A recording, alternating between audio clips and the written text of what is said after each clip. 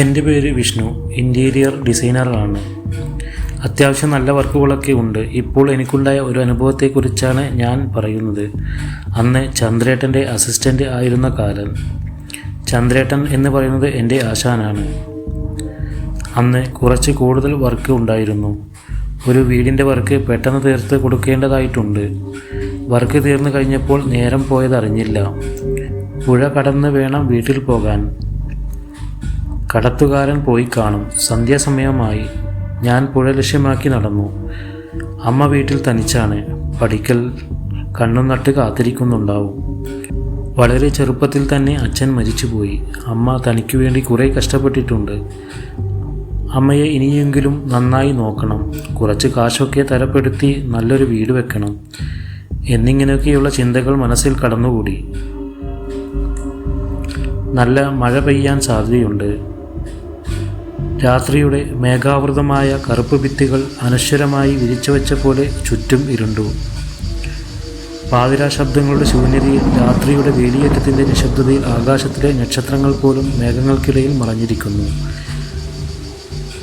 വിജനമായ തോട്ടൻ വക്കിലൂടെ ഞാൻ നടന്നു. ഉള്ളിൽ എവിടെയോ ഒരു ഭയത്തിൻ്റെ തിരികൊളുത്തി വെച്ച പോലെ തോന്നി. നന്നായി കാറ്റും വീശുന്നുണ്ട്. അകലെ നിന്നെവിടെയോ നായ്ക്കളുടെ ഓളിയിടൽ കേൾക്കുന്നുണ്ട്. ഇടിവാൾ മിന്നി.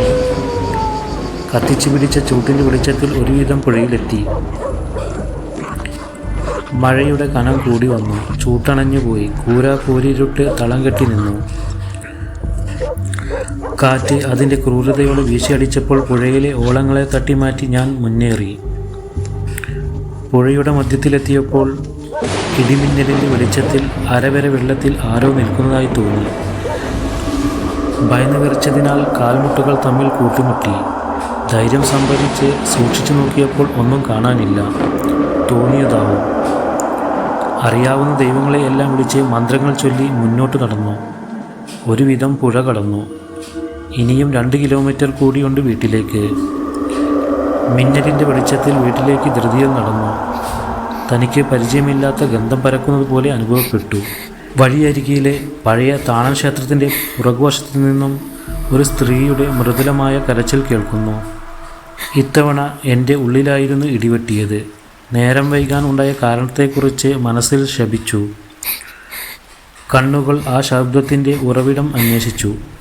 ക്ഷേത്രത്തിൻ്റെ പിറകുവശത്തെ ഒരു മൂലയിൽ മഴയിൽ നനഞ്ഞ ഒരു സ്ത്രീ കറുത്ത വസ്ത്രം ധരിച്ച് ഇരുന്നിരുന്നു. അവളുടെ മുഖം പ്രകാശിച്ചിരുന്നു. പക്ഷേ കണ്ണുകളിൽ വേദന നിറഞ്ഞിരുന്നു. ഞാൻ ഒരു നിമിഷം ആലോചിച്ചു. അവളെ നോക്കി ധൈര്യം സംഭരിച്ച് ഒരു പുഞ്ചിരി നൽകാൻ ശ്രമിച്ചു. ആരാ? എന്താ ഇവിടെ ഇരിക്കുന്നത്? സ്ത്രീ ഉരുണ്ട കണ്ണുകളോടെ എന്നെ നോക്കി. അവൾ മൗനമായിരുന്ന് കരച്ചിൽ തുടർന്നുകൊണ്ടിരുന്നു. എത്ര ചോദിച്ചിട്ടും ഒന്നും പറയുന്നില്ല. എന്തു ചെയ്യണമെന്നറിയാതെ ഞാൻ നിന്നു. എന്നെ ഒന്ന് സഹായിക്കുമോ? പതിഞ്ഞ ശബ്ദത്തിൽ അവൾ സംസാരിച്ചു തുടങ്ങി. എൻ്റെ അച്ഛൻ ഈ ക്ഷേത്രത്തിലെ പൂജാരിയാണ്. പൂജ കഴിഞ്ഞ് അച്ഛൻ നേരത്തെ വീട്ടിലേക്ക് പോയി. ക്ഷേത്രം തൂത്ത് വൃത്തിയാക്കാൻ ഉള്ളതുകൊണ്ട് ഞാൻ ഇവിടെ തന്നെ നിന്നു. കാറ്റും മഴയും വന്നപ്പോൾ തനിച്ച് വീട്ടിൽ പോകാൻ ഭയം തോന്നി. അതുകൊണ്ട് തനിക്ക് വീട്ടിൽ പോകാൻ കഴിഞ്ഞില്ല. ഒന്ന് കൂട്ടുവരുമോ എന്നവൾ എന്നോട് ചോദിച്ചു. ആ ശബ്ദം മൃദുലവും ആകർഷണീയവും ആയിരുന്നു. നിങ്ങൾ എവിടെയാണ് താമസം? ഞാൻ ചോദിച്ചു. ഇതിലൂടെ കുറച്ച് നടന്നാൽ മതി. കിഴക്കുവശത്തേക്ക് കൈകൾ നീട്ടി അവൾ പറഞ്ഞു.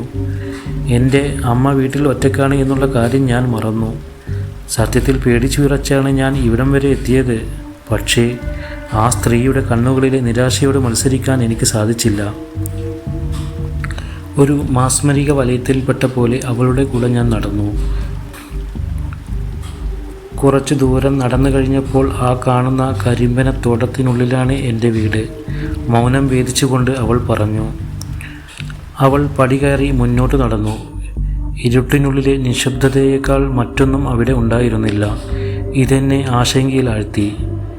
ഇപ്പോൾ ഇടിയുമില്ല, മഴയുമില്ല. വളരെ ശാന്തമായിരുന്നു ആ പരിസരമെല്ലാം. നിലാവിൻ്റെ വെളിച്ചത്തിൽ ഞങ്ങൾ കരിമണത്തോട്ടത്തിലെ ആ പഴയ വലിയ വീടിൻ്റെ സമീപം എത്തി. വീട്ടുമുറ്റത്ത് എത്തിയ ഞാൻ വരാന്തയുടെ ചവിട്ടുപടികൾ കയറി വാതിലിൽ മുട്ടി. ഉള്ളിൽ നിന്ന് ആരോ വരുന്ന ശബ്ദം കേട്ടുകൊണ്ട് ഞാൻ തിണ്ണയിൽ വിശ്രമിച്ചു. വാർദ്ധക്യത്തിൽ അവശതയിൽ തളർന്ന ഒരു വൃദ്ധനാണ് വാതിൽ തുറന്നത്. ഇതായിരിക്കും ഇവളുടെ അച്ഛൻ എന്ന് ഞാൻ അനുമാനിച്ചു. എന്നെ അറിയാത്ത ഭാവത്തിൽ "ആരാ, എന്താ വന്നത് ഈ നേരത്ത്?" എന്ന് പറഞ്ഞുകൊണ്ട് എന്നെ തുറിച്ചു നോക്കി. ഇയാൾ എന്താ ഇങ്ങനെ പറയുന്നത് എന്ന സംശയത്തിൽ ഞാൻ എൻ്റെ പിറകിലേക്ക് തിരിഞ്ഞു നോക്കി. ഒരു ഞെട്ടലോടെ ഞാൻ ആ സത്യം തിരിച്ചറിഞ്ഞു. അവിടെ അവൾ ഉണ്ടായിരുന്നില്ല. തണുത്ത രാത്രിയിൽ ഞാൻ വിയർക്കാൻ തുടങ്ങി. കൈകളിൽ നിന്ന് വിയർപ്പൊഴുകി താഴെ വീണു. ഞാൻ വീണ്ടും ആ സ്ത്രീയെ തേടി. വൃദ്ധൻ ഒരു നിമിഷം നിശബ്ദത പാലിച്ചു. എൻ്റെ മറുപടിക്കായി കാത്തുനിന്നു. ഞാൻ നടന്ന സംഭവമെല്ലാം വിവരിച്ചു. "എൻ്റെ മകളോ?" ആശ്ചര്യത്തോടെ വൃദ്ധൻ നിന്ന് കിതച്ചു. "അവൾ ഈ ലോകത്തോട് വിട പറഞ്ഞിട്ട് 10 വർഷമായി." കാറ്റിൻ്റെ പൊടിയും ആ പഴയ വീടിൻ്റെ നിശബ്ദതയും മിഴിയിലൊതുക്കി പേടിയോടെ അതുവഴി ഞാൻ തിരികെ നടന്നു. നടത്തം ആയിരുന്നില്ല, ഓട്ടമായിരുന്നു എന്ന് വേണം പറയാം. ഒരുവിധം വീട്ടിലെത്തി. അമ്മ ഉമ്മറപ്പടിയിൽ കാത്തിരിപ്പുണ്ടായിരുന്നു. അമ്മയോട് ഒന്നും പറയാതെ കഞ്ഞി കുടിച്ച് ഉറങ്ങാൻ കിടന്നു. ഉറക്കം വന്നില്ല. മനസ്സ് നിറയെ അവളെക്കുറിച്ചുള്ള ചിന്തകളായിരുന്നു. പിന്നീടെപ്പോഴോ അറിയാതെ ഉറങ്ങിപ്പോയി. അല്പം വൈകിയാണ് ഉറക്കത്തിൽ നിന്നുണർന്നത്. തലേദിവസം എനിക്കുണ്ടായ സംഭവം ചിന്തയിൽ വന്നു. എന്തായാലും ഇന്ന് പണിയൊന്നുമില്ല. ആ വീട് വരെ ഒന്ന് പോയി നോക്കാം. ഞാൻ അവിടെ ചെല്ലുമ്പോൾ വൃദ്ധനായ ആ മനുഷ്യൻ വരാന്തയിലുള്ള ഒരു ചാരുകസേലയിരുന്ന് വിശ്രമിക്കുകയായിരുന്നു.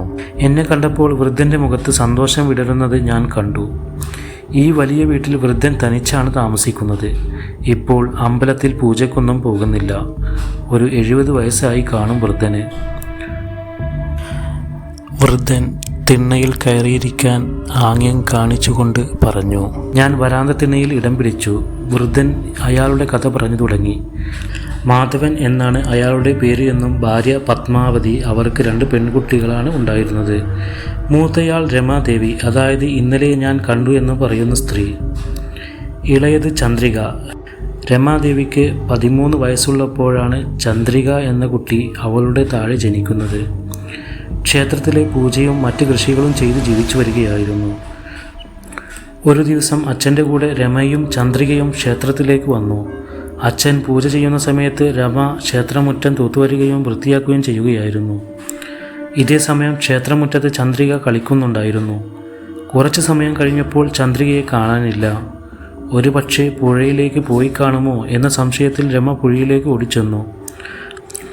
അപ്പോൾ കണ്ടത് ആ പാറക്കെട്ടിനടുത്ത വെള്ളക്കെട്ടിൽ ചന്ദ്രികയുടെ നിശ്ചലമായ മൃതദേഹം ആയിരുന്നു. തൊട്ടടുത്ത് താറാവ് കൃഷി നടത്തുന്ന ശരവണൻ എന്ന തമിഴൻ താറാവുകളെ ധൃതിയിൽ ഓടിച്ചു പോകുന്നത് രമ കണ്ടു. യഥാർത്ഥത്തിൽ ശരവണനാണ് കുട്ടിയെ പുഴയിൽ കൊണ്ടുപോയി നശിപ്പിച്ചു കൊന്നത് എന്ന് മനസ്സിലാക്കിയ രമ ശരവണനുമായി അടിപിടിയാകുക ആയിരുന്നു. ശരവണൻ രമയെയും വെള്ളത്തിൽ മുക്കിക്കൊല്ലുന്നു. ഇതൊന്നും അറിയാതെ അച്ഛൻ ക്ഷേത്രത്തിനുള്ളിൽ പൂജ ചെയ്യുകയായിരുന്നു. ഈ കഥ 10 വർഷം മുന്നേ അമ്മ പറഞ്ഞ് ഞാൻ ഓർത്തെടുത്തു. വൃദ്ധൻ ഉള്ളിൽ പോയി ഒരു ഫോട്ടോ എടുത്തു കൊണ്ടുവന്ന് എന്നെ കാണിച്ചു. ഞാൻ ശരിക്കും അതിശയിച്ചു പോയി. ഇന്നലെ രാത്രിയിൽ എന്നോടൊപ്പം ഈ വീട്ടിലേക്ക് വന്ന സ്ത്രീയായിരുന്നു അത്. ശരവണൻ എന്ന തമിഴൻ ഒരു ആക്സിഡൻറ്റിൽ പെട്ട് മരിച്ചു എന്ന വാർത്ത വൃദ്ധൻ കേട്ടിരുന്നതായി എന്നോട് പറഞ്ഞു.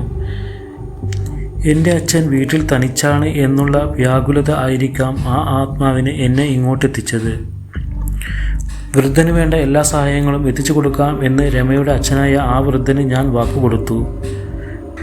പിന്നീട് പലതവണ രാത്രി വൈകി ഞാൻ അതുവഴി വന്നിട്ടുണ്ട്. എന്നിരുന്നാലും ആ സ്ത്രീയെ പിന്നീടൊരിക്കലും ഞാൻ കണ്ടിട്ടില്ല.